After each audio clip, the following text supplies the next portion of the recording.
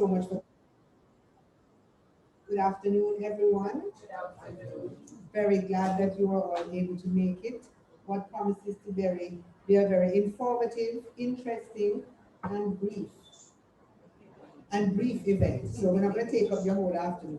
But thanks for coming, and we look forward to your participation. There'll be presentations and what have you, but we really want to get feedback on the information that's being shared. As you may have heard, my name is Ruth Janke. I'm Executive Director of the Rosetown Foundation. At the head table, I have with me Mrs. Christine Gore, Director of the Gore Family Foundation, and Jennifer Jones, Sociologist and Researcher, who will be doing the report today.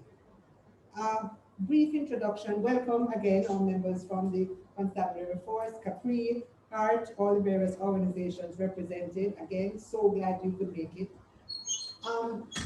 Brief introduction. This is what we could call an odd couple. The Rosetown Foundation and the Gore Family Foundation, an unlikely pairing.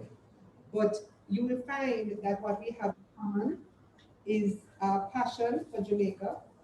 Ours is very focused on the little corner that we occupy in Rosetown, Kingston 12, or is the bigger picture. But we do share a passion for Jamaica, a love for Jamaica, a belief that everyone can make a difference. In whatever corner you're in, everyone can make a difference, and a commitment to act. And I think that is really what brought us together. Not just identifying the problems, feeling a commitment, but being willing to act to ensure that things take place that can make sure a difference can in fact happen. What we're going to be hearing today is a report from Jenny Jones on the research she has done with this project that we've worked on together. I won't go into any details because Jenny, I think, will go through and give all the specifics, but it really was focused on providing an opportunity for young people in Rosetown to change their lives. And I think what we're going to hear today is some of the challenges we experience, but certainly the successes that are worthy of replication. And what I hope you will take from this meeting this morning are ideas about what can we all do, how can we all benefit from the ideas being shared here, the challenges that were overcome, and what can we all do to make a difference. Our young people are our future. The young people here, two representatives of the interns are here. One will speak about their experience, but it's too important. We all know the challenges Jamaica is facing right now. Constabulary Force, you are on the front line, you know what's happening. And we really therefore encourage you to listen keenly and take away whatever action you can from this program. I'll ask Ms. Jones to start her presentation. Thank you.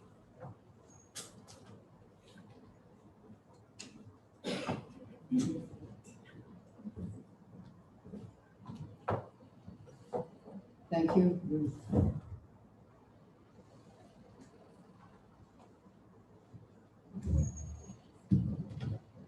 I think I'm a bit taller than Good afternoon, everyone. Wonderful to see such a mixture of people and organizations here. So we're going to look at the Rosetown Construction Internship Program. I did an evaluation at midterm because at that point it had not finished. But in fact, I have gathered some information after that. It's a project of the Gore Family Foundation. And I want to say that, I want to quote from the Gores. We are passionate about Jamaica and its people. We want Jamaica to prosper. We want to contribute to national development, to do something instead of complaining. The foundation has always focused on children and youth from Jamaica's inner city, from raised in poor, underprivileged, and often volatile and violent communities. Their intention has been, quote, to make a difference in the lives of these children, give hope to these youth. Now, is this, oh, I have to turn this on. Just make sure. Sorry for, guess what, I have to take on.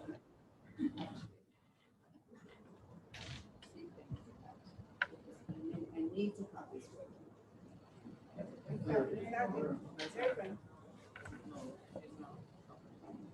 Because it was working before. Let's check.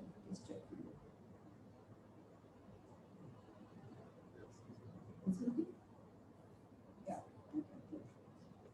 Okay, so Rosetown is an inner city community bordering on Trench Town. And here are some pictures of Rosetown. The zinc fences, but also some nice roads. There's an entrepreneur there, pottery, which Rosetown Foundation started. There's a meeting organized by them. It's somebody who's had the surplus to be able to make their place look nice. And here's the usual children playing on the street. What's it like to live in an inner city community? Well, I'm going to give you one aspect of it, the unemployment levels. At least 3 times higher. Now, I base this on a 2015 statistics. In 2015, the unemployment rate nationally was 13.5%. Now, SDC, Social Development Commission, is the only agency that actually does community-level data collection. They do a random survey of communities, and in 2015, they did Seaview Gardens and Denham Town, and you can see the difference. 3 times higher in Seaview Gardens, 41%. Denham Town, 68%. So let's go to July 2021. This is from starting these statistics now. This project started in June 2021. We're going to look at national youth unemployment, 14 to 24 years. It was 24% nationally. So you multiply that by 3, so around 72% in Rosetown. And then we're looking at January of this year, which is the latest stats from Stratin, 18% national youth unemployment rate. We know the unemployment, thank God, has gone down, but it's still going to be over half the youth in Rosetown. So Rosetown Foundation for the Built Environment. It's focused on the process of getting residents their titles, hence the name. However, it also deals with all the development issues: hunger, education, income generation. Major funding from the UK Princess Foundation. This is the building they took over in no man's land, called by the citizens the cemetery, because that is where dead bodies will usually die. This is what it looks like now. And maybe this transformation is a model for what it is hoped will come in Rosetown. And here are the young people at the end of their course building the community center in Phoenix Park in St. Catherine. Give our young people a fighting chance because they deserve it. And I think this is what motivates the Gores. This is their mantra. So what is their theory of change? Because every project, whether it recognizes it or not, has a reason, a philosophy behind it. And this is what it is.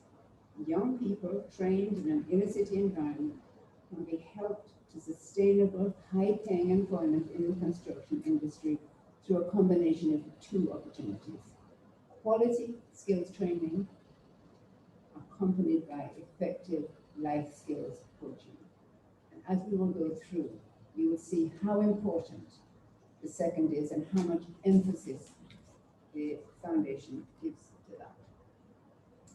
So what are their 5 objectives? Objective number 1, learning must take place in a comfortable, welcoming, technologically effective environment. And here it is. Every student had their own computer. Everyone had their own set of earphones. They had 2 classrooms, so you don't only see some of them here.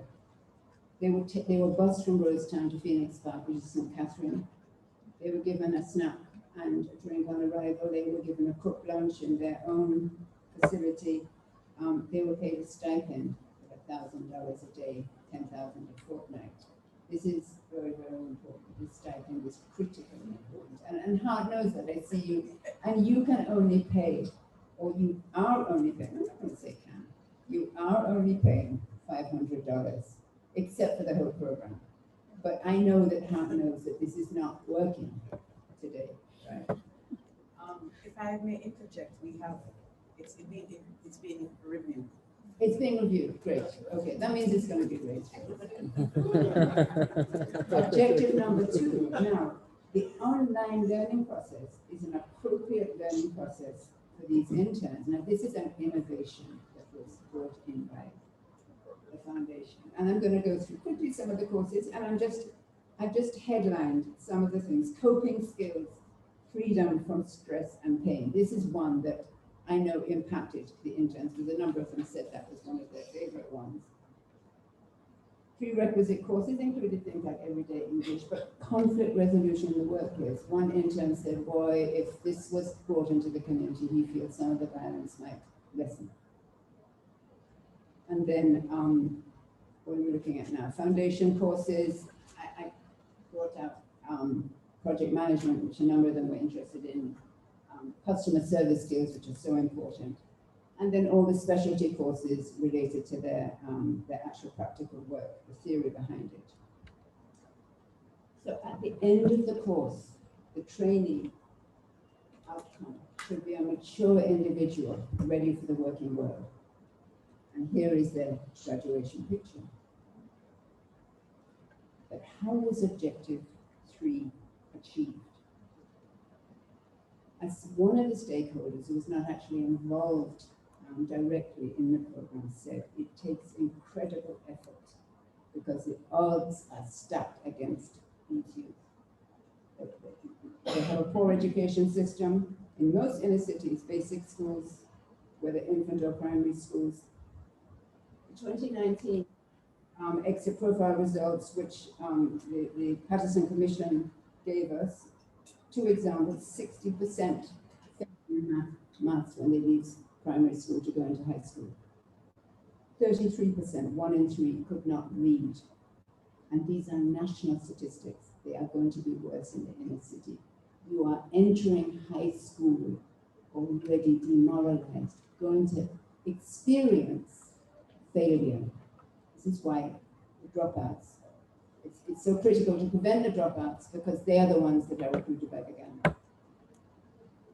And then most transition to non-traditional high schools, which are also lacking in resources. In fact, the principals, a number of the principals and teachers say that we have an apartheid system. And actually, I believe Professor Patterson also said that. So those are some of the odds. And then the inner city environment is one of stress. Stress from gun violence, murder and shootings. Stress from poverty. Stress from other daily social problems. And I mean, these social problems, the tensions in family relationships, which we all have, are magnified by poverty. Intimate partner violence, rampant, with father or boyfriend beating mother. Screams of children of neighbors or within the family from brutal beating. Constant verbal abuse of children, quarreling and fights are all too familiar sources of stress. And I know this because I've done research with Violence Prevention Alliance. This research a number of things on social norms from the Ministry of National Security. This is not every family, but those families where this does not happen stand out. Their children have much greater chances of success, because many parents, including some of us, don't realize how important we are to our children and how important our interest in their education is. As a result of this, it is an environment in which civility and dignity are scarce. Doesn't mean it's not in every family it's scarce, but in the majority. And you know, this is a word from their site supervisor, who himself was raised in an inner city environment. People never told him they were doing something wrong. And he talks about the lifestyle of the inner city. You do things your way. You don't have to work today if you don't feel like it. You don't think of others. There's no social graces. What is the work ethic that we all have to take up? You have to take instruction. You have to get up every morning. You have to be punctual. You have to work long hours. I mean, the police above all know about that. You have to think of others. You have to be service. Many don't have this. Not everyone. Some of them have parents who do have full-time employment and who are models of this discipline, but it's not the majority. So how did the foundation overcome some of these issues with the young people?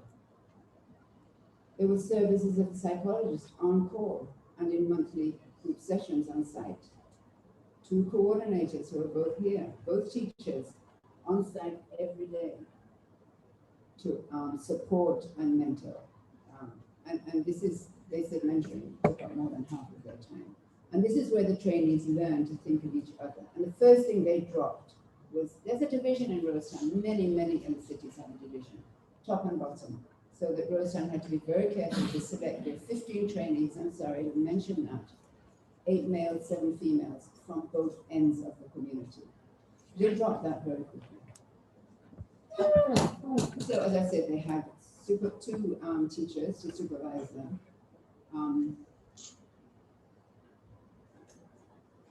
They had a site supervisor who also mentored them, and they had regulations, rules and regulations. Now that was a difficult one. And I want to quote from 2 of the young men in the focus group. We had focus group discussions with the young men and with the young women separately. And I had a very good male facilitator who spoke to the young man. I'm sure Terry will remember him if he was there on that day. And I think he was. One of the students said, look, where we come from, we're not take cook and talk from nobody. Excuse my poor pronunciation. Enough people know how to make adjustments. For example, if you live at Garrison, you must know that the rules different when you leave there. Most youth don't know that. So they don't realize that. So a lot of this was a difficulty for them. The rules and regulations were a difficulty. But they overcame and they realized, as these youth expressed, articulated, that this was not appropriate and they had to learn different behavior. And I should mention that this is Gore, also monitored. And each trainee was matched with a mentor who was a former Gore scholar. I told you Gore is into several things. They've always worked with inner city children. They used to give, and they still do, give scholarships, university scholarships. So each of the students had a mentor who was a scholar. But it didn't always work for various reasons. So the number of things are being tweaked. I believe that there's going to be another course, and some of these things had to be tweaked. And there were various reasons. People too busy, worried about their own courses and so on.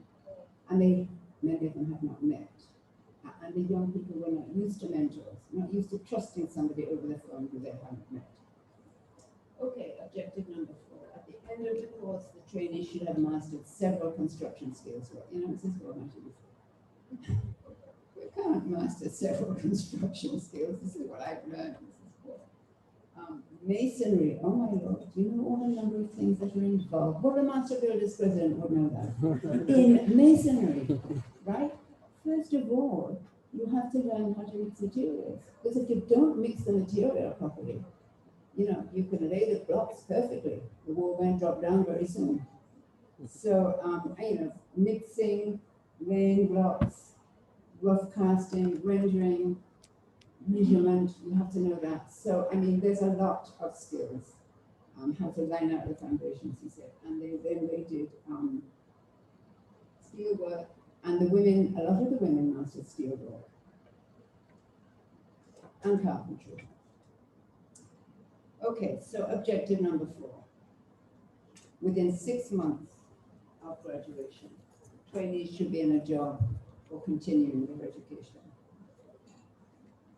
Okay, so we have 3 female trainees going into university to do degrees. We have one who's been accepted. We have one who's been accepted by JDF, and the other, he just has to have his teeth fixed. I would never be accepted by JDF. And one has one more subject I think to get, but otherwise she's waiting. Oh, she's waiting for the results. Okay. No, she got through. She's just waiting for the next step, whatever the next step. Yeah, medical and everything. So there are 2 weeks. Wonderful. Okay. So and then let me look at my make sure I get this right. So you have somebody who's at the High School of Cosmetology. 2 of the male trainees are working at Gore Development Limited. And trust me, Gore's not going to take them just because they been on this course. They're only going to take them if they're good, right? You have 3 male trainees who are now completing mastery of chosen construction skills, who will be employed by Gore Developments if they have positions available. And you know, Mrs. Gore and the contractress was following her around. They say to the student, what do you like doing in construction? You may have mastered steelwork, but what do you really want to do? And so they will train them in what they want to do. Once they've gone through the whole course, if they want to continue instruction, they're now still on the training site, which is building a community center for Phoenix, the whole Phoenix Park development. So that is, and then there's one male trainee who's on crutches right here, who is not well right now, but is going to get better once he's got over his injury. And he's using the time to study maths and get his maths CSEC. And Gore is still looking for a job that he can do at home online while he's doing that. And he's going to talk to us later, I think. He's a very articulate young man. Okay, so yeah, I use participatory methodology. I won't go through, but I interviewed 32 stakeholders, everybody I could find, from the director, obviously the psychologist, the intern coordinators, the site supervisor, a wonderful person. Other persons involved in training. I talked to 4 parents of different students, and we had focus groups of the trainees and with the mentors. So the major recommendations, Mrs. Gore knows that I tweaked. I gave them a lot of small recommendations, but I'm looking now at the major ones. Establishment of a monitoring follow-up process for graduates for 6 to 12 months, depending on individual need. They may have had this in mind, but I wasn't told this, right? And they are a very caring organization. It is absolutely important, even for the students who got into university, because the stigma against an inner city resident pops up in all kinds of places. And something you say, something you let out, people may get to know, and stigma, operates. So it's very important, and some people need their confidence to be constantly built up for a while. So going into the world, as we know, is not easy. Facilitation of NCTVET certification at the end of the program.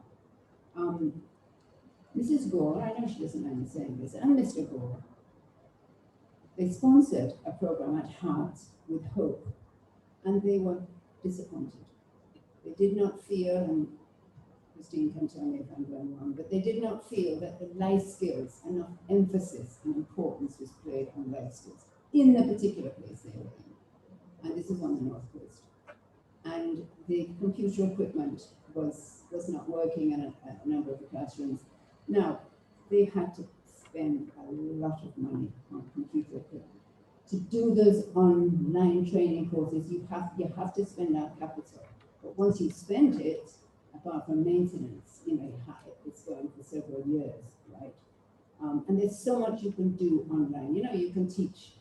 Dr. Gore from Violence Prevention Alliance will tell you, you can teach literacy within several weeks if you put people on the computer, because they are learning this high-tech skill, and they go at their own pace, and they get involved, whereas they're not going to get involved sitting down in front of the blackboard. And the other major recommendation was that the Family Foundation pays more attention to its documentation. And hopefully this is an example of it, because they have introduced innovation here and in other programs they're involved in. They're focused on the inner city. On the inner city, as I said, but also on early childhood education, but that is their main focus. So conclusion of the evaluation, the program had a success rate of 80%. This is very good. 12 of the 15 trainees actually graduated. 3 dropped out, 2 because they couldn't cope with school and the training. And this, even though they were given days off, this is something that I know that is being discussed within the group. One, their police records were checked. They were very carefully selected by Rosetown, but 3 persons were affiliated to gangs because they were living in the inner city. One of them was beaten up almost to death in the beginning of the program. Mrs. Gore saved him personally in terms of medical attention. The other young lady eventually had to be expelled because of her incredibly poor behavior. I mean, trying to fight with another intern and so on. We found out afterwards that she was the girlfriend of the gunman in Georgetown. But interestingly, both of these youth had very sad family experiences. They had basically been abandoned by their families. So let me give you a hard rate. That's only for inner city before they jump up and knock me down, right? This is only for inner city locations where there are a lot of inner city students. Their rate is 3% overall. It was 11% in 2019 or 2020-21, but that no doubt was COVID. But it is very high when they're in inner city locations. So, the stipend is very, very important, and I'm glad to hear that House is doing good.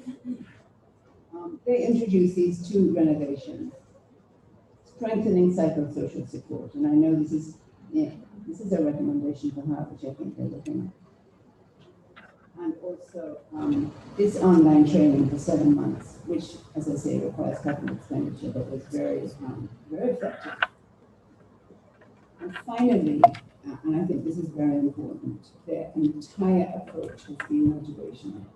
They believe in the capabilities of inner city youth. They respected them. And I think this means a lot to anyone from the inner city. Respect. Thank you.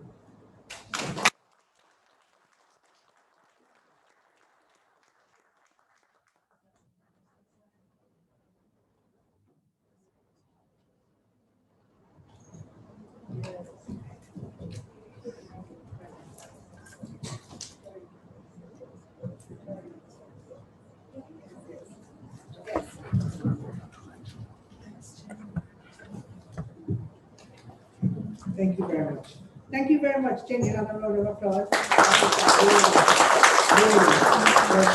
Really capturing the project as it was implemented. Can I ask you all to hold your questions? We hope there will be lots of questions that we can answer about the program. But first, I'd like to invite Verity. Can you make it up here on your crutches? Mr. Campbell.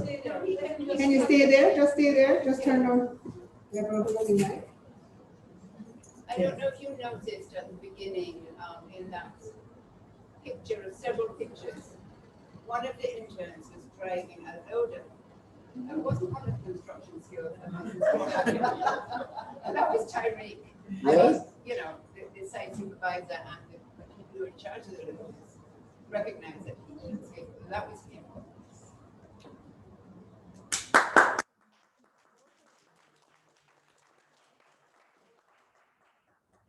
Press the button.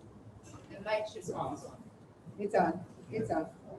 Take a deep breath. You're good. No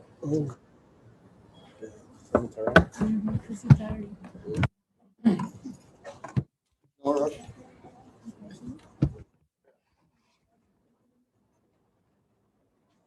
Good afternoon, everyone.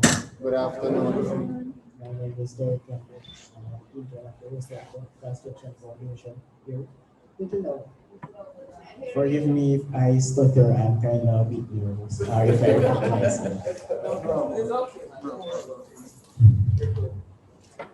The Rostov Construction Internship program for me is just not about getting up in the mornings, waiting the bus, and going to school, at school, learning the trade, and doing the practical and getting back home. The program for me is about us interns, youth at risk to the exam, getting the opportunity to leave our community and go into a safe, comfortable environment where we can learn a skill and a trade comfortably. Furthermore, it is a blessing to be in the program because In the program, I have learned and realized that there are actually young youths in my age group that actually want something out of life, and we're there, will learn, will help each other, will build each other. Even to tell the truth, there was time when we have our difficulties, differences, but thanks to one of the most valuable courses, the conflict resolution course, we kind of sit down and cope and talk about our differences until we have to understand where we can understand each other.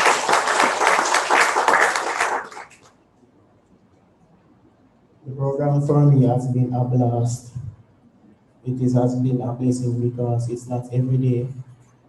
No, honestly, tell the truth, it's a blessing because it's not everyday persons would be lucky like us to have persons sponsoring and giving us funds and bringing us to places like Aliwell, Devon House. And we were brought here to learn. It helped us with one of our courses called land recreation and land management while we are in actually nature learning as well. It was always it was fun and also educational at the same time.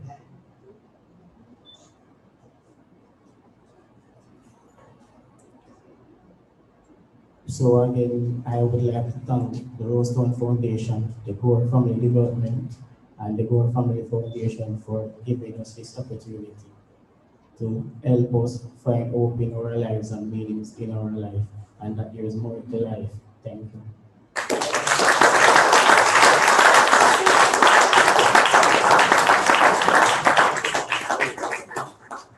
Thank you so much, Mr. Campbell. Well done, nerves and all. Well, very well done, very well done. Another round of applause.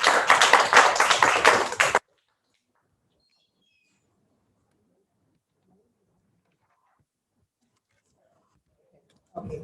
I just wanted to just touch on two things that came up and which Parikis mentioned. For the foundation, one of our objectives, those of you who know Rosetown, know it has been a divided community for the last 20 odd years.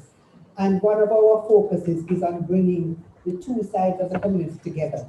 Our building, which was shown in the presentation, is right in the middle of that no man's land. And one of the things with the program is that we ensured in the recruitment process that we had representatives from across both sides of the community. And each morning they came and met at our building to get the bus, to take them out, to do the learning, do the work, and then come back to the building. And I can tell you, apart from the impact that has been mentioned here, we also have an education program at that building. And it became something for our other younger students to see the Gore interns coming in their red shirts with their logos and getting on the bus and going out. And then to see them come back together. So they would stay at the building and chat sometimes. You would find people who lived in one area walking with others down to their area and coming back.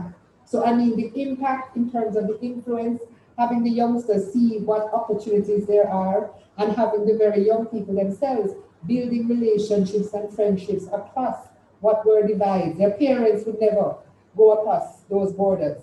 And so that was another impact that was planned because we knew we wanted that to happen, but to see it come bearing fruit was really very, very impactful throughout the program. Seeing the impact on the younger people and the community. Very positive. All right, Dr. Thorburn, are we ready? We're going to now have a brief words from Dr. Thorburn from Capri.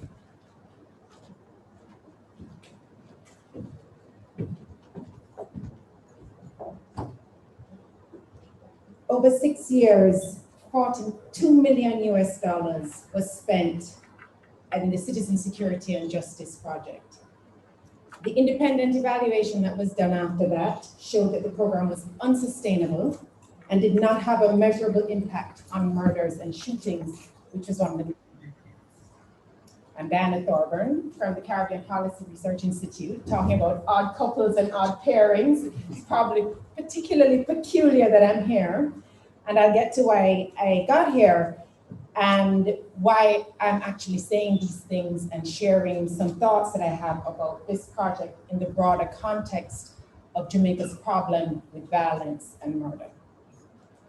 As some of you may know, those of you who don't, Caribbean Policy Research Institute is an independent public policy think tank based at the University of the West Indies, and we do research, public policy research on 4 themes: the environment, the economy, governance, and social issues, which covers many things, including citizen security.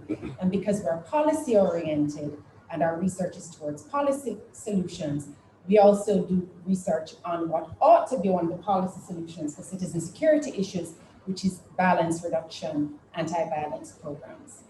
And we've in a way latched onto this topic because the work that we have done so far, I have some of it here with me, has shown that we have been spending extraordinary amounts of money, time, and human resources on trying to reduce and prevent violence, and we don't have anything to show for it. We do have anecdotal reports of individual lives being impacted. We have an argument that if those interventions weren't happening, things would be worse. But the truth is that we have been trying to resolve what is the most serious problem for Jamaica, violence, high murder rate. We have the highest murder rate in the world, and we have not managed to do so. And not the only reason, but certainly one of the reasons, is that the solutions that we're pursuing, not only are we not able to see them having a measurable impact, we actually don't know what impact they're having. So not only are we not seeing a measurable impact, we don't even know if they're doing harm, because there have been studies of interventions that have had worse outcomes for the participants, anti-violence, at-risk youth interventions, than the control group that didn't participate in the intervention. So one of our last studies on this, testing, somehow got its way into the hands of Mrs. Gore, and she actually read it, and she saw herself in it. She saw, we're doing an intervention to try and change the trajectory of youth from an at-risk community, and we are putting money, effort, time, resources into this. How do we actually know this is going to have a difference? If this is working, this is worth it. And I didn't say this to her at the time, but we actually get that question quite a lot, including from the private sector. Capri is funded largely by Jamaican private sector entities. And they've said to us, you know, our social responsibility programs, sometimes we wonder if they're really actually making any difference, because we're going back into these communities year after year, doing the same thing, and we don't actually see any difference. But Mrs. Gore followed through. I said to her, well, the only way to really know is to have an evaluation. One of the things that we found in our research is that there is not a systematic approach of monitoring, evaluation, and learning to interventions, which is one of the reasons why we don't know what the outcomes of these interventions are. And one of the reasons that we don't have this systematically is because, first of all, it's expensive. Second of all, it's complex. And third of all, it's actually quite boring and tedious. Jenny's report was an amazing read. I would recommend that everybody read it, partly because Jenny is a lovely, you know, she's a lovely writer. But you can see from that if you have $1 million, say, to spend on an intervention, to spend 20% of that money evaluating it, when you have, you know, 100 at-risk youth in front of you, the idea of spending a good chunk of that money on seeing if the program works is not very appealing. And at the time, it actually doesn't seem like a good spend of money. But we've been doing that for decades, deciding not to spend the money, whether actively or tacitly deciding not to spend the money and the time and the effort on the intervention. And so we come to where we are now, which is where we don't know if they actually work. So Mrs. Gore followed through, to my surprise, and I really applaud her for doing it. And not only because, you know, she's shown or she's been able to show, or I think some of it she did for herself too, because she wanted to make sure that this was actually going to make a difference and have an impact. But she's shown that it can be done. She's shown that it can be done, that an intervention can be done well. And I think the obvious thing that comes up is, yes, well, she spent a lot of money on it. But I want to put to you here, and to put to everybody who's concerned with our violence problem, Is it better to spend $1 million on 10 people that has an 80% chance of success of those 10 people having good outcomes, or that $1 million on 100 people where there's a 20% chance of them having a good outcome? I think we have to really think carefully and deeply and ask ourselves some of the questions about how we continue to pursue these interventions. Obviously, something has to be done. There isn't a question of, oh, we should do nothing. That's not an option. But we have to be more judicious in what we do, how we do it, and how we know that what we're doing is actually adding value and is not even doing harm. So I applaud Mrs. Gore, I applaud the Gore Family Foundation and the Rosetown Foundation, and I implore every stakeholder in this field, state entities, NGOs, civil societies, large, small, to consider what it means that to have a certain knowledge that what you're doing is actually adding value and having impact. Thank you.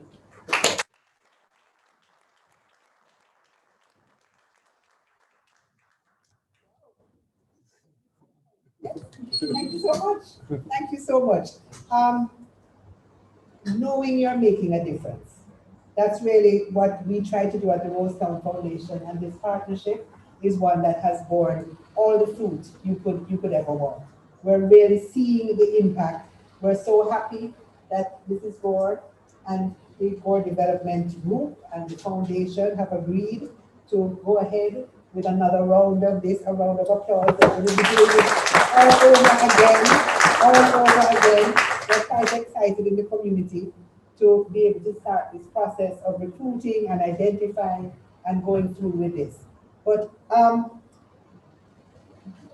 what I would encourage us all to recognize, that last thing you said, doing nothing is not an option.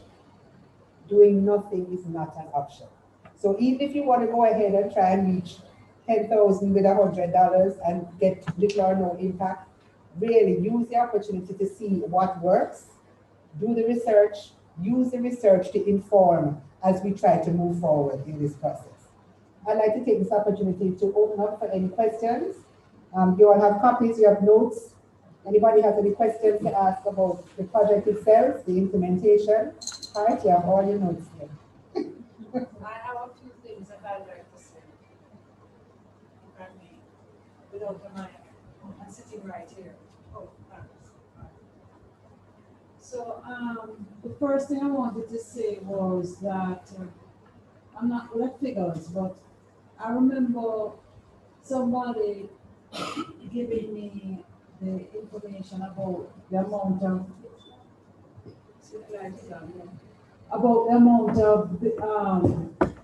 children who are at risk.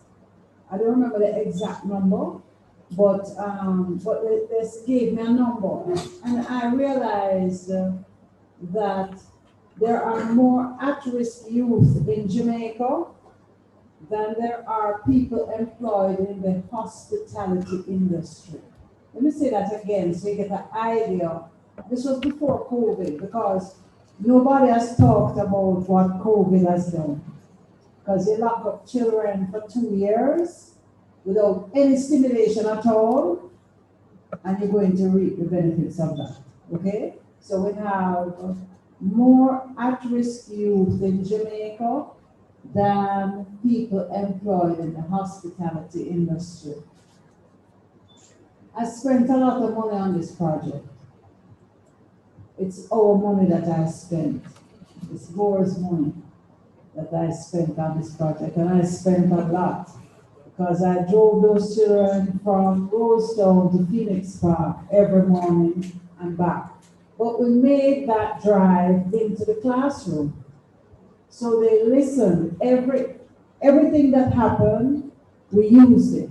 So they didn't just drive and chat and so on. They listened to a book on the way there and back. And we had a discussion about what they were listening to. The first thing they started with was the basketball man? LeBron James. The count. That's how they started.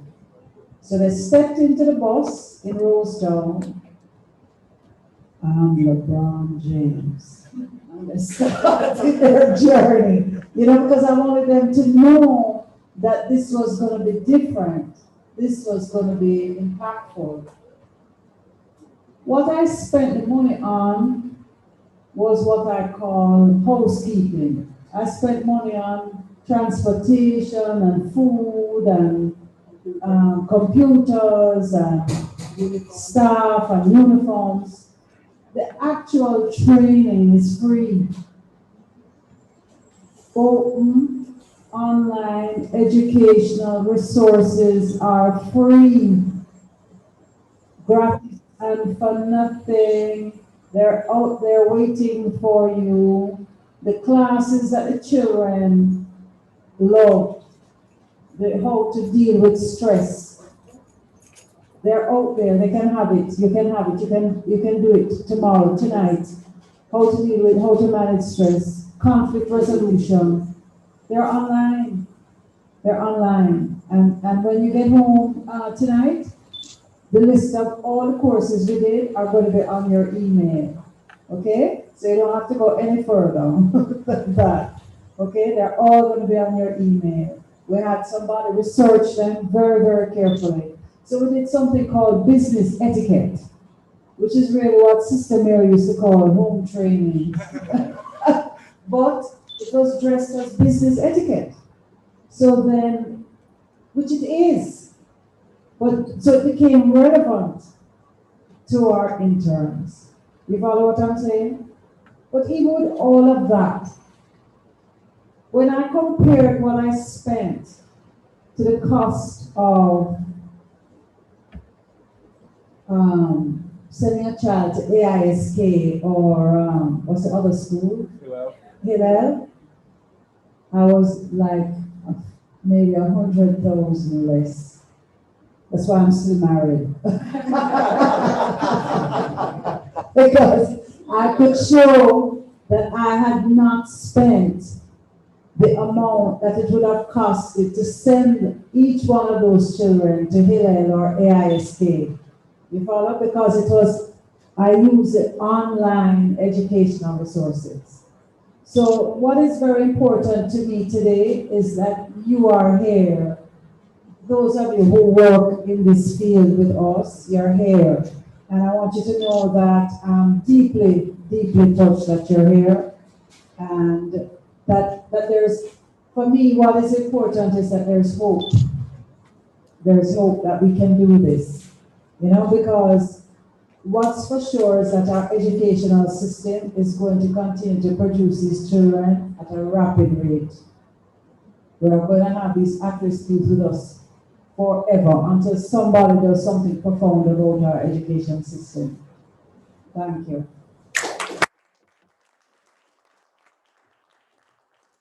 Thank you before, and then we're on our time count. So, quick, any questions, comments?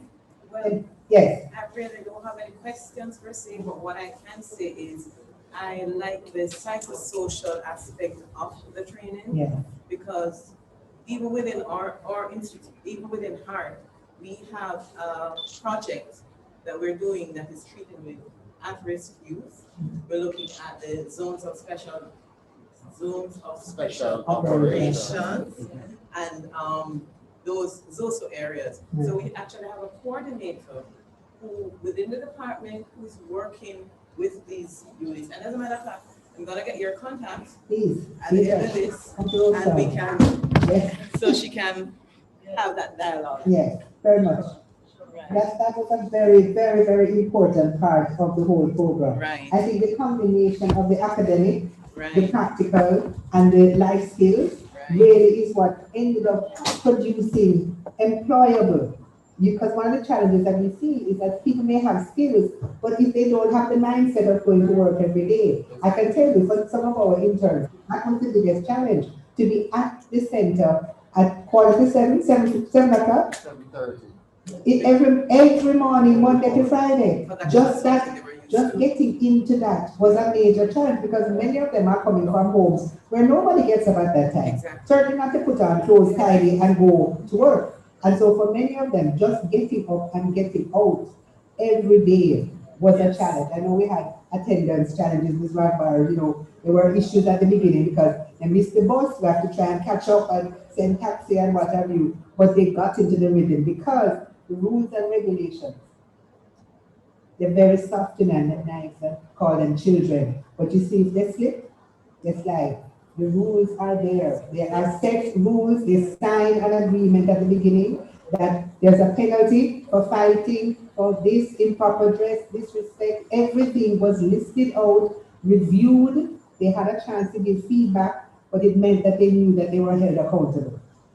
And that also was a real learning curve for many of them as part of the process. What we used was that stipend. Yes. No discussion. One day. You're deducted. Right. It's deducted. You have to. Each offense Yes. has A rate. Yes. Attached to the stipend. Yes. that is withdrawn. So you're hampering your own stipend. Exactly. Accountability back on them. We don't have a discussion about the No. journey. Because you agreed. Again, it's a question of communication. It is what it is. Communication from the very beginning, giving them an opportunity to get the feedback to know what's going on. Yes, sir. Yes. Good afternoon. John to the General Council. I know JDF has a program that incorporates youths. Do you try and understand them and try and incorporate some of their best practices in the program? In the JDF program, Does rules don't try to incorporate this into your. No. no, does this project incorporate? No, it was just us. And what we're trying to do, we're trying to replicate some of what the lessons learned from this in our other projects in the community. But this really is a serious undertaking. I mean, when Mrs. Gore says she spent money, believe me, she spent money. She spent money. Because, I mean, as you said, the transportation alone between Rosetown and Spanish Town, the stipends, the food, the computers, the training, all of it ended up being a pretty penny, but we see the impact. Then fourth, as he mentioned, they went up to Honeywell as part of their landscaping, as to the learning as well as the enjoyment of going to Hope Gardens and really understanding all the pretty flowers and all the different areas. So it really, that multifaceted approach and having a counselor on call all the time, someone they could speak to, as well as the gentlemen who were on the bus with them. They had that kind of support system there. And I think that really made a big difference as well. So just to say that in this summer, this holiday, summertime now, when we don't have any students in house, we are looking at, there's a long list of things that Mrs. Jones said we needed to improve. And things that we also felt that we wanted to improve, and we're working on those things. So we're very happy to look at your program at this time. This is the best time for me to see how the program could be incorporated in our program. Yeah. And it's a correction, it's not my program. Did I'm it? aware. You're aware of. Well, put them in touch with us. Well, the JDF program. So the JDF, All right, that is my. JDF Put us- program, the JDF had a program. That's how I got started in this. Mr. Gore left home one morning before he had breakfast and came home with 100 at-risk children. Like, I know. So he went to JDF. The JDF they were the people who were supposed to be doing The recruitment. Right. Yeah, he went to them. Yeah. So I have worked with them. So there are, the thing is, as Dr. Tobin said, there are lessons to be learned here. And the question is, how can they be applied in as broad a way as possible, that it can have the impact? Because what we're looking at is impact. It's not just doing. I tell my staff, all of us can ride a training bicycle, and we work up a sweat and everything, and we don't reach a place. So it's not just working up a sweat, it's trying to really make a difference. Move, get somewhere with what you're doing. And I think that really, that's one of the things that we can be very proud of. Yes, sir. Sorry. Good afternoon, everyone. My name is Sharvin Shand. I'm the head of the Community Safety and Security Branch in Jamaican Consolidated Force. First of all, I want to commend you basically as police officers, we know our youths are at risk. And there's not a lot of positive programs that are here to assist them. I was talking to my staff today about their culture and our culture. And I am happy that we have this foundation that actually steers them away from some negative vibes or things that are happening in their communities. Now, we treat with youths right across the island, and I need to come to you and to Gore Foundation because it is something that we want to be replicated elsewhere. I love it. I love it. And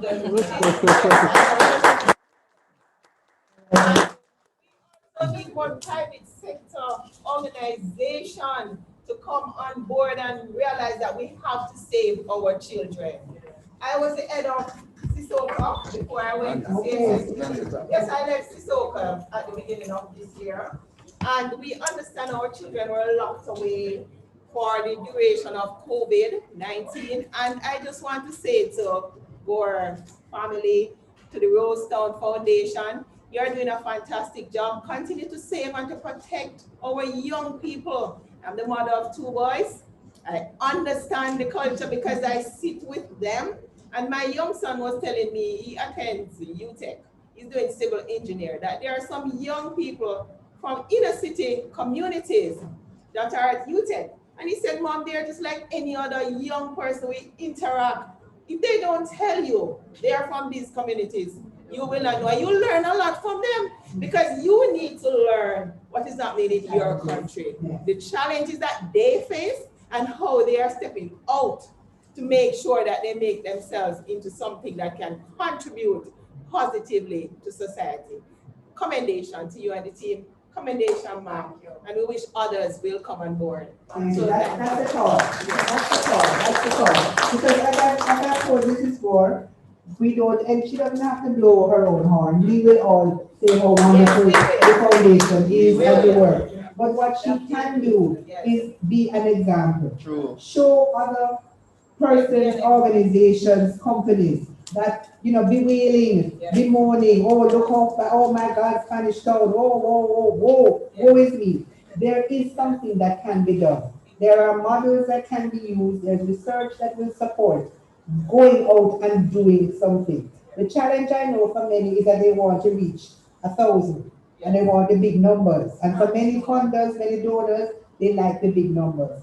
Dr. Thorman, I appreciate your focus on how reaching numbers and really having an impact. Smaller numbers that you really impact is better in the long run than aiming for these massive numbers and then there really is no real change in terms of what you're trying to achieve.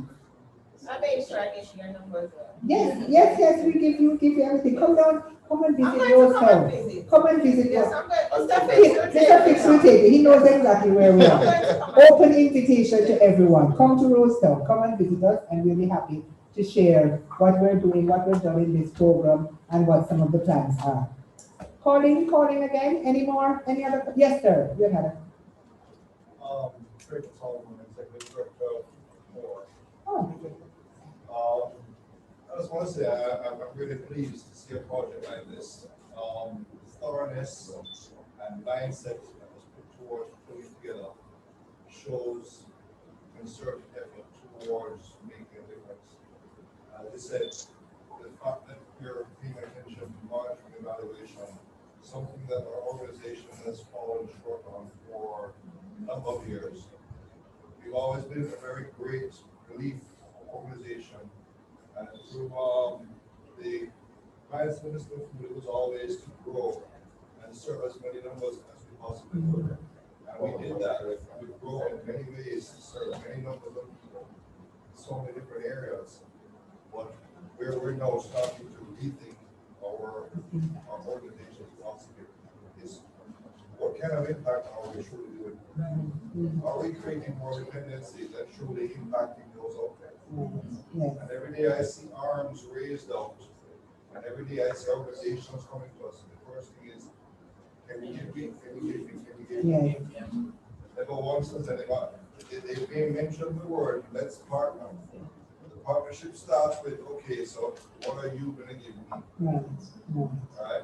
And I'm sure that Mrs. Gore has seen that many times as a foundation, because of the abundance of wealth that is there. First things everybody wants to tap into it. But what I would love to see is there's a lot of people in this room, and there's a lot of partnerships that need to form where people are looking at what they're best at doing and offering that up as part of community growth. And I'm going to tell you that the board is now moving in that direction heavily. We're trying to figure out ways to do it on our own.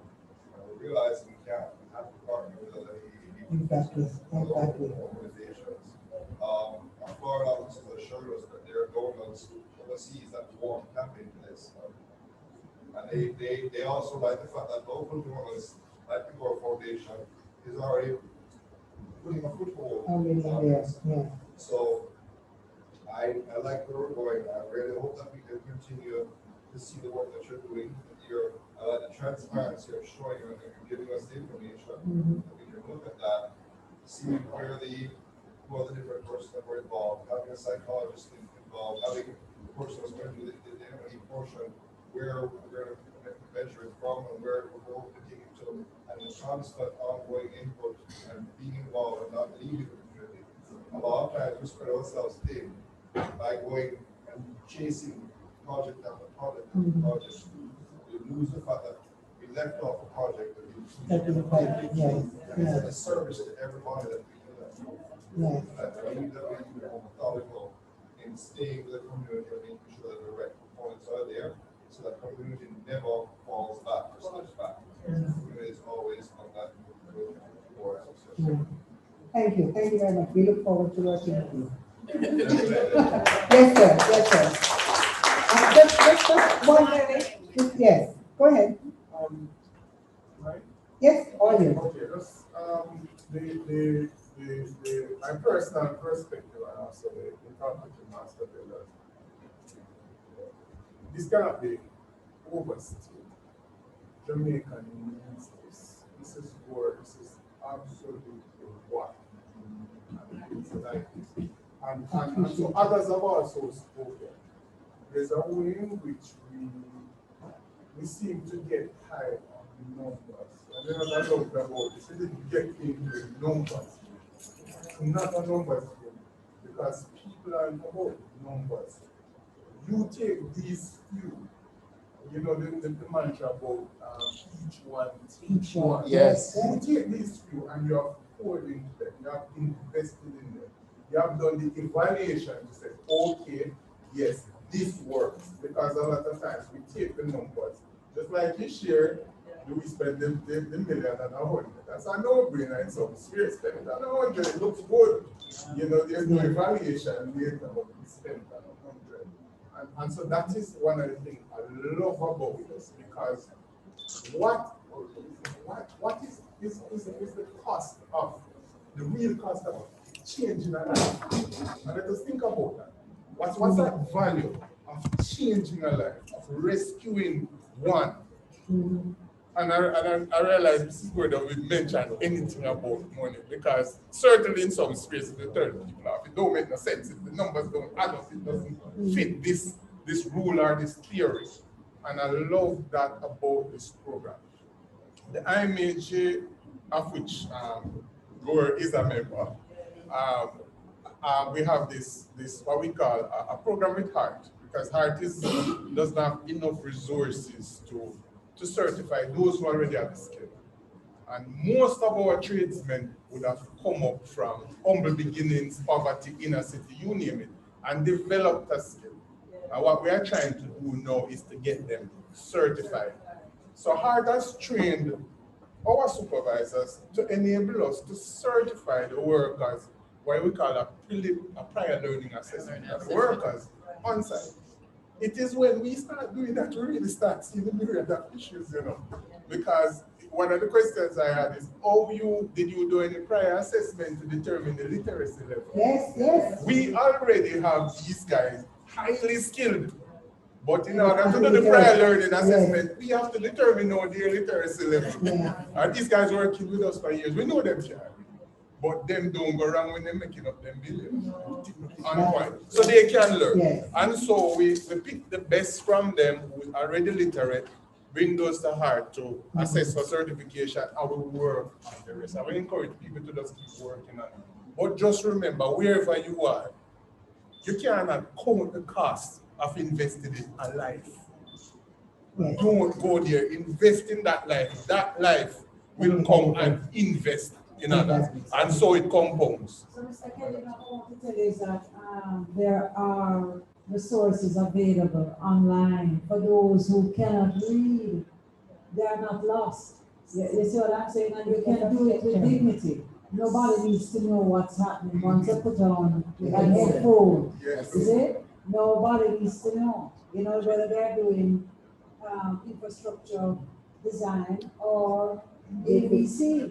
Nobody knows. So it's there and it's free. It's free. I think you do have to pay for the certification. Yes. You do at the end, if you want. Or the course itself, the courses themselves are free. I would just like to emphasize one of the things you said about impacting on one, and Mr. Masalam, the hands out. I've said to our community members, when the foundation seeks support for our programs, the line for sorry for, oh, we're poor, oh, we're struggling, oh, we're not woe is us. There's a long line for that.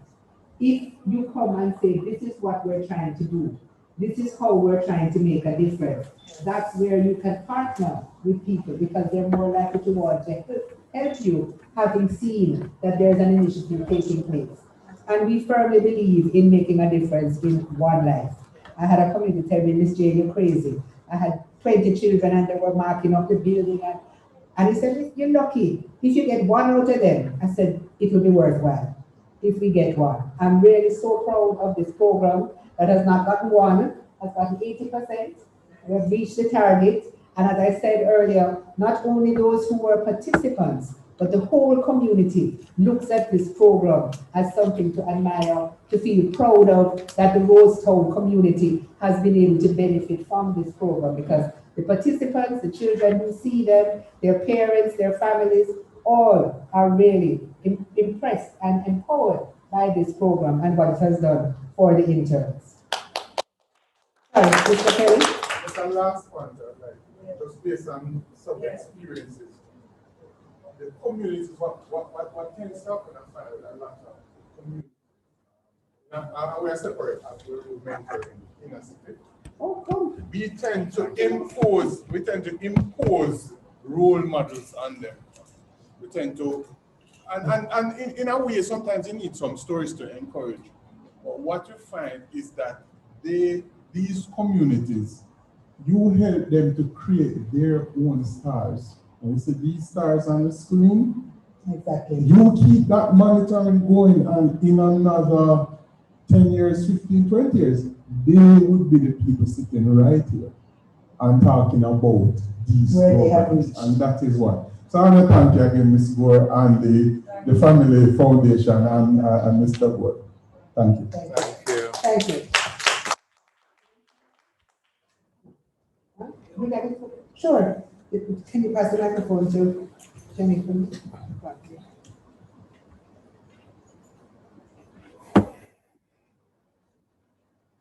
One of my recommendations, because as was said, I made a number of recommendations. And one of them was to involve parents more. And I was shocked, Christine, when I heard that the graduates did not want their parents at the graduation ceremony. Now, something Mrs. Gore does, which not everybody will agree with, but I respect it. She listens to the interns, she asks them, what do you want? And whatever they tell her, as long as it's obviously something within reason, she listens to them, she respects them. But it is sad. It is sad. And I spoke about the stress situations in these families. I spoke to a number of the parents. They did want to know more about the project at the beginning. so that there's they're invited and maybe there's refreshments and they learn about the project at the beginning fully from some representative of the Gore Family Foundation. Sorry? No, sorry, go ahead. Some representative of the Gore Family Foundation. Not just the Rosetown telling them about the project, but once they have been selected, having a meeting with the parents, whether in Rosetown or wherever else. But it's really important to involve the parents because, I think many parents are totally demoralized. They feel they have not made a success of their life, and they don't think their children will work us and get poopa. And some of the boys say that in other research, but they didn't even know their poopa, so I'm wondering, who is this person that worked us like that, right? And there's a lot of cussing. And it really comes from a certain fear that they will end up in non-achievement as you feel you have done, because you don't value yourself either, because the society is not giving you the chances often. So I think the parental involvement, more work, and I know that Ruth is also keen on this, and maybe. We have. Yeah, At the and beginning. everybody knows about the importance of parents, but something I always wonder why the Ministry of Education doesn't tell. Research has proven that if you go to PTAs and show your child you're interested in their work, you don't have to be literate, you don't have to know how to do the homework. But if you say, look, I want you to do your homework, you look at the book later, you can see the marks. If you show interest, you have a much better chance of your child succeeding. And parents, this is not general information, but research has proven it, right, Diana? Research has proven this. So, we need to pay more attention to our parents. We need to help our parents. I think it's one of the things that we're looking at. Because I told them I can't manage it. I can't manage the parents. The children taking up out of me. I can't have the parents. I don't have the personal capacity to do parents. So, we do basic school programs, and I actually pay the parents to play with their children. I actually do it. I use a program from the university called Reach Up and Learn, right? And I make the toys in my office. I have a toy factory, and I send the things home, the toys home with a video. I say, if you play with the child every night for 5 nights, and you send me the video, I'll top up your phone. So I'm having enough parents in my life, and I can't do anymore. But they, my intern coordinators and Mr. Lindsay know about it, and if they can handle it, then we do it. But I personally can't handle it. I have enough. I know that you have to have a Gore thing. You do it. But what Jenny says is that it has to be a Gore thing. That's like, you have to come and say what you are doing with my child. I understand that. I think it's important. I'd like to know too. But there are a lot of things that I can't do. I'm at the end of my game. I've done, so they will have to step up to do it. But they'll handle it, but not more. Thank you. Yes, go ahead. I think this is where partnering with other organizations and other entities would be helpful. So a lot of social interventions don't look at the child holistically. They'll target a 15-year-old, put them in a program for 2-3 days a week without actually engaging the parent and stress level. When the child leaves that program, they're going back home into the very same stress, right? Mm-hmm. And so what you have is an ineffectual, you're just going around in a circle because it's not having the impact because they're not engaging the parents. And so when this is our partner with other entities, other organizations, National Parent Teachers Association, conflict resolution as well, because the children will be having conflict at home with their parents, and parents don't know how to deal with the conflict themselves, right? So just to partner with other organizations from the get-go. And linking it to these programs. So I know one of the challenges we have with having a parenting program in Rosetown is getting the involvement, but our education program, the parents get involved because the children are there. So we have that link. So that's something we can look at, certainly as we move into the next round. So All right, going once, going twice. We got all our questions answered. We will share our contact information for the Rosetown Foundation. Anyone interested, you can find us and come visit us. And again, I want to say our great thanks to the Gore Family Foundation. It has been a wonderful partnership and we look forward to bigger and better things moving forward. Thank you all so much for coming. Thank you.